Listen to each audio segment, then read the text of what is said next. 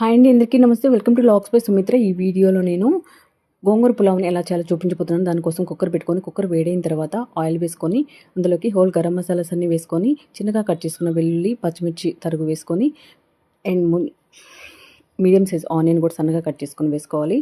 And అల్లం వెల్లుల్లి paste వేసుకొని పచ్చివాసన పోయేంత వరకు ఫ్రై చేసుకోవాలి. ఒక పొటాటో తీసుకున్నాను. పొటాటో ఆప్షనల్, మీరు కావాలంటే వేసుకోవచ్చు.